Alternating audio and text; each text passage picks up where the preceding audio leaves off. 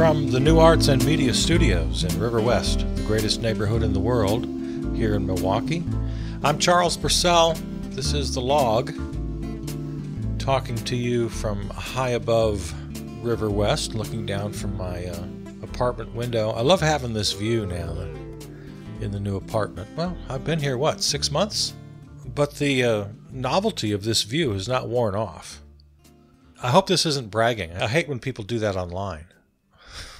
You know, when they post, "This is my view for the day." Or it's such a pet peeve when they say, "This is my office for the day." And they have this really wonderful sort of amazing view, especially if they're, if they're musicians or they're, I've got a couple of friends who do modeling, and they have to go to exotic places, or they get to go to exotic places sometimes. And they'll post that. "Oh, here's my office for the day." Yeah, social media bragging is really annoying.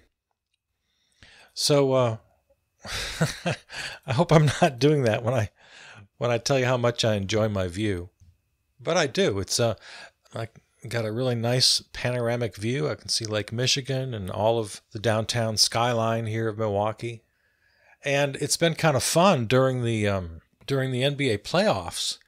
When the Bucks are in town, I can sort of keep an eye on Fiserv Forum because I've got a nice clear view of the Forum here. So I listen to Ted Davis radio broadcasts as I stand in my window and look at the Forum. That's where it's happening. I feel connected. In yesterday's show, I talked about the solstice, the sunrise and the sunset at Stonehenge. And then our own sunrise and sunset here in River West mentioned that we had the identical sky. These absolutely identical skies, both very overcast, but that same beautiful kind of slate color, muted tones, clouds, drifting very slowly, barely moving. And River West and Stonehenge had the exact same sky for both sunrise and sunset of the summer solstice. So yeah, that was pretty cool. I don't remember the last time I had a view. Lived for several years, I think it was over 10 years at the old house, just a couple blocks down the road. And it was a great little River West neighborhood. I had a view of the neighborhood, of the other people's houses from my front porch. But now I've got this panoramic view from 21 floors up. Well, what's going on? I just don't know how to feel about the Democrats in Congress. I know pretty much how to feel about the Republicans, and they continue to be, as I label them on a regular basis, an illegitimate party. They're not even trying to govern anymore. And the Democrats continue to disappoint. Some of the progressives doing what they can.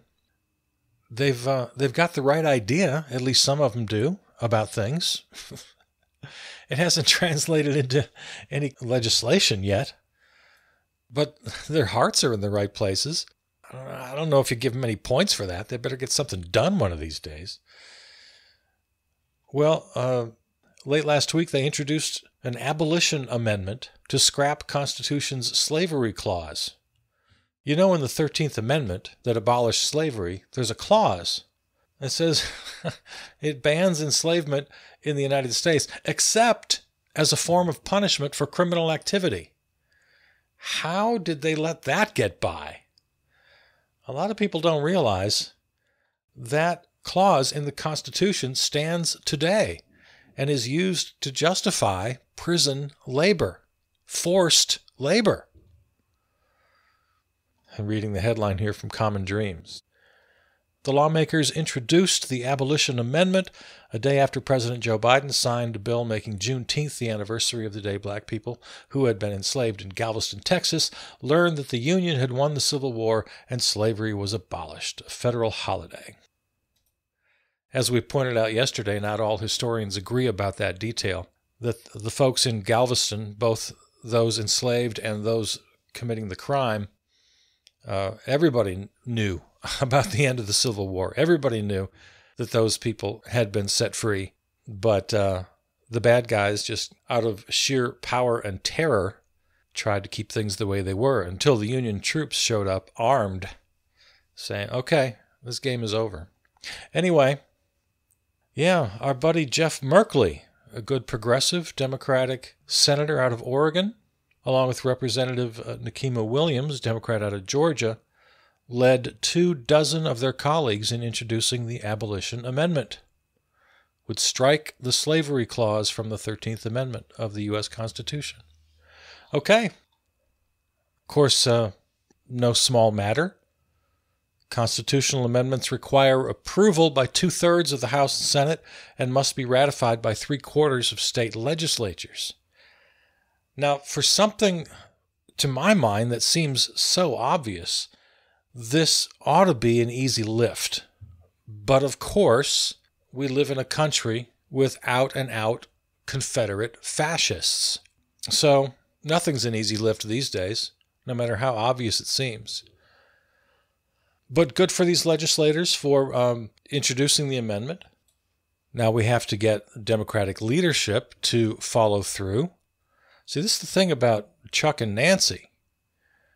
And for the most part, at least over in the House side, Nancy's been pretty good about putting things to a vote because she can get the numbers over there. Chuck can't because of the whole 50-50 tie and the problem with the filibuster and the problem with Joe Manchin. Chuck Schumer's road is a little rockier. But as we've said many times here, you got to just force the issue. You got to force the vote. You got to force the Republicans to enact the filibuster. You got to get it all down on the record. So even if you're not going to win, even if they're going to play their little games, at least you've done everything you can. You put it on the table. You try to make some news. You try to get the attention of the voters. And let's get a real clear idea about what's actually happening here. You don't give up while the issue is still behind the scenes. I'm not sure. This didn't make any big headlines. I didn't see this screaming on news outlets everywhere, this abolition amendment. Yeah, you got to get some press. You got to get some attention. And then even if you lose, you're on the right side of history. You have most voters with you. Again, we point out all the time here that the voters, the American citizens, are with you on just about everything. 60, 70, 80% approval for every issue right on down the line, from health care to gun safety to election reform, voting rights, the filibuster itself, everything. There's no getting around it. Democrats, you got the American people with you. Use it. These backroom negotiations. Well, you know how I feel about this. I've just had it. I've had it with all of that. You can't negotiate with an illegitimate party, and they are an illegitimate party. They're fascists. They're obstructionists. They have no interest in governing. Their only interest is power. F*** them. Legislate. If they block you, they block you. Do it right out in the open where the American people, where the American voters can see exactly what's going on. All right. Saw a little meme that got my attention, and it goes like this. By the way, if you're interested, it's the one where Lisa Simpson is standing in front of a projection. She's making one of her sort of righteous speeches in front of a school assembly. And on the slide behind her, it says this: Black Lives Matter is not an anti-white movement. Feminism is not an anti-men movement. Pride is not an anti-straight movement. This isn't about you. All right, I had to bring this up because even though I understand the intention and I agree with the intention, intention and execution don't always quite match. And so even though I agree with the intention here, I think the execution is faulty. This isn't about you. And who is you in this? Well, white people, men, and straight white men. That would be me. Black Lives Matter is not about me, the white guy. Feminism is not about me, the man. Pride is not about me, the straight guy. But as I try to keep pointing out, it is about me. As a straight white man, I've got a hell of a lot of responsibility, and all of my fellow straight white men have a responsibility, regardless of how we feel about the issue. A lot of my straight white men contemporaries will mock these movements. They resent these movements. They are in opposition to Black Lives Matter, to feminism, to pride. Where a lot of men, certainly I count myself among these men, we are supporters, we are allies, we are true believers in Black Lives Matter, in feminism, in pride. Now, the sentiment of this little meme here, I agree with. I don't need to put myself at the center of all these issues, but I do need to understand my role. I and my fellow straight white men are the reason we need these movements. Would we need a Black Lives Matter movement if not for the sins of whites?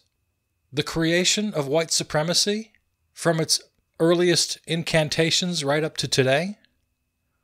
You've heard me say many times, it's the white person's crime, it's the white person's sin, it's the white person's disease for which we have to find a cure, for which we must make reparations, for which we must make atonement. So when you say this isn't about you, I respectfully disagree. This is very much about me. Feminism. I say unequivocally, with no reservations, that I support 100% women's equality, opportunity, equal pay for equal work, the right to be safe in all walks of life, personal and professional. The fact that we have to have a movement to secure these rights for women? Unthinkable without the sin of misogyny, the crimes of sexual harassment and rape culture. So as a man, this is very much about me. I've got an awful lot to do here to make things right, to make amends. There's nothing wrong, there's nothing dismissive or disrespectful about the word victim. Women are victims of this massive generational crime against them. And whole institutions built for and maintained by men need dismantling. So how is this not about me, a man? Again, I totally understand what you're getting after here, but it's a little off target.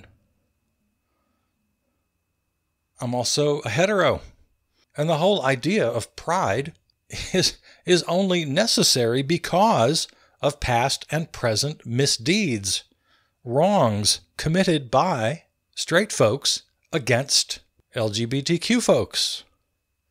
I mean, we could have pride in sort of in the way that Milwaukee has our ethnic festivals. And my hope, my fondest wish is that someday we'll just think about those all in the same way, rather innocuous. There's a German fest and an Irish fest and a Polish fest, and it's just about celebrating someone's heritage. And it's great. It's not so much about, even though there was, certainly, every group had their own issues of prejudice. But when you think Irish fest, I guess, it doesn't have that same sort of connotation, does it? As pride does? Having to overcome horrible inequities. Even though there were, Irish need not apply back in the day. No, it's more of a cultural thing, a heritage thing. It's about language and food and music. Someday, I'm hoping, Pride Fest will have that same kind of attitude. It's just all about celebrating culture. And of course, we never want to forget the great crimes against people that needed to be overcome. It's the whole never forget thing. Sure, that's always going to be a part of it. But when you think pride today, you're not thinking ancient history. No. This is a tragic problem that continues.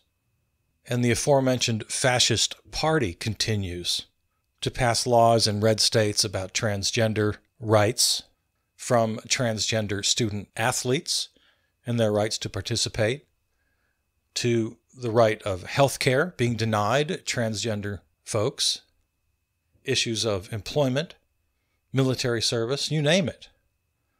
We are in the middle of this fight, as we are with Black Lives Matter, as we are with the rights of women. So yes, straight white men. I don't want any one of my straight white men contemporaries to see this little meme. The last line is, "This isn't about you." And I know what you're trying to say in this meme, that these communities are demanding equal treatment, that we, straight white men, are not being attacked. So I totally get what you're saying. But I just feel sort of desperate to find a way to communicate this idea that those of us who inhabit the oppressive classes, we definitely have huge responsibilities here. In that sense, it is very much about us, because we are the ones who created and benefit from the systems and institutions of racism, homophobia, and misogyny. Let's revisit just for a minute this whole ridiculous cancel culture fever dream that some people are having on the right. I want to repeat my request from yesterday. Bill Maher, comedian, commentator, is going to be in Milwaukee. He's on tour. Going to be here in Milwaukee on August 14th. So I'm asking anybody who might be in touch with him, try to get him to listen to this program. I'm going to make a note, and on that day, on this program, I'm going to rip into Bill Maher, I've been trying to create a fight. I really want to get into a good old-fashioned radio feud with Bill Maher. And nothing would make me happier for him to hear this program, hear me lay into him, and for him to respond. It's my greatest dream. If you're going to help me in any way, if you're in any kind of a position, he's going to be at the Pabst. So if you work at the Pabst, if you get a chance for a Q&A, or maybe you're backstage, if you're working at the craft services table, find a way to get him to hear this program. So there's your, I'll give you reminders from time to time between now and then. Charles Barkley made a little bit of news. Good news, bad news on the Charles Barkley front, because the good news is he's predicting your Milwaukee Bucks as the eventual winners of this year's NBA championship. So that's fun. But the bad news is he made headlines a couple days prior to that prediction. Headline from the Griot: Charles Barkley says execs told him to stop jokes about women. They can kiss my ass, he says. There's his pithy little quote.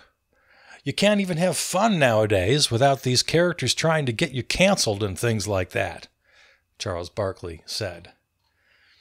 Former NBA player and Inside the NBA host Charles Barkley says he will not be changing his tune on air, regardless of what his employer executives say. On Monday, I guess this would have been last Monday, Barkley told a couple of radio hosts in D.C. that Turner executives have told him to end his jokes about women in San Antonio. You can't even have fun nowadays without these characters trying to get you canceled and things like that. I'm trying to hang on for another couple of years until I'm 60, and then they can kiss my ass, the 58-year-old Barkley told the hosts. In what has become a years-long running joke, Barkley has taken countless shots at the women of San Antonio during his time on Inside the NBA, most often referring to their weight. Barkley has used the phrases big-ass women and big old women to describe women in San Antonio, and has jested that Victoria is a secret down there, and that San Antonio is, quote, a gold mine for Weight Watchers. Barkley's latest comments on cancel culture are consistent with what he has said in the past in response to those who aren't feeling the jokes. Following backlash in 2014, Barkley doubled down on what he believes to be his right to tell the jokes during an Inside the NBA episode, saying, quote, I'm going to have fun on TV. You know I'm joking. Some of the people don't like my sense of humor, and here's what I got to say. Turn off your damn television. I'm not going to change. If you don't like me or the show, turn it off. And they want me to apologize. That's not going to happen. So, yeah, apparently this is a long-running thing. He's been criticized for years, and he's an older guy. He feels, as he comes right out and says, that he has the right to do off-color, misogynistic humor, and he just totally doesn't get it. He may well have a technical right. I mean, the government can't put him in jail for being disrespectful to women. And by the way, this is a problem in sports. I enjoy sports, and occasionally I'll even listen to sports radio or watch some pregame on sports television. And these guys, a lot of them, they got a blind spot.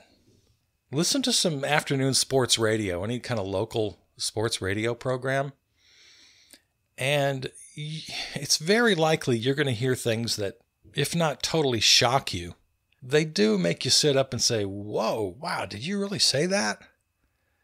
I'm not going to name any names, but I know I've experienced that right here in Milwaukee, some of the local guys. Some free advice to any sports radio personalities who may be listening right now. If you think you can make a joke about women or your girlfriends or your wives, probably a good idea just to stay away from that. You're really missing the mark. And again, the government can't put you in jail, but you know what? We need you to stop doing that. We're getting complaints. And that's just the way the world is, because the world is always changing, and things that were acceptable 10 years ago, 20 years ago, 30, 40, 50 years ago aren't acceptable now. The world changes. I mean, we've all seen old movies, haven't we? Old television reruns, old game shows, and the kind of humor that passed. I don't think you could find one single person, maybe not even Charles Barkley, who would look at some of these examples and say, oh yeah, that's okay. No. With the benefit of hindsight, with 10, 20, 30, 40, or 50 years behind us, it's awfully clear that some behavior, some comments were out of bounds by today's standards. So if that's easy to understand, and I think it is, then don't you think that process continues? Well, certainly it does. This is not Francis Fukuyama's The End of History. Oh, suddenly we've got all the answers, everything's perfect. No, the process continues. And when you have especially younger critics who are coming from communities that are finally starting to see some ascendancy, LGBTQ folks, people of color, women, with a newfound voice, some, if not totally adequate, at least some power, some empowerment to raise issues that need to be raised, and to call out racism, misogyny, homophobia, as we were talking about in the earlier segment. I mean, the whole cancel culture debate. I mean, look at who's on opposing sides of this. It's young versus old. It's people of color versus white folks. How I phrased it earlier, the people who inhabit the oppressive classes. With such resentment, such fear of losing this preferred status, this perch of supremacy that we've become so accustomed to, and then it's challenged, and then we feel attacked. Nope. Yeah, the cancel culture thing has made it so clear. It's so obvious. The world continues to change. The times they are a-changin' is a universal truth, and it's the one thing that never changes. You know what never changes? The fact that the world changes. That will always be. That will always be true. And to be a defender of outdated ideas, to claim that you're the one being attacked, to claim, as white folks do, so-called reverse racism, which is just a joke, to claim, as Christians do, that they're the ones being oppressed because their bigotry is no longer being tolerated, that their religious beliefs somehow have preeminence over secular law. So, Bill Maher, Charles Barkley, your confidence in your indefensible positions is kind of adorable. And it's hard to believe just how blind you guys are to this. So anyway, Charles Barkley, thanks for picking my Bucks to win the championship. I hope you're right about that. He does know basketball. He knows basketball. But when he gets out of his element and starts doing social commentary, same with Bill Maher, same with a lot of people. They get outside their element, outside their area of expertise. Let's all do a little self-examination, shall we?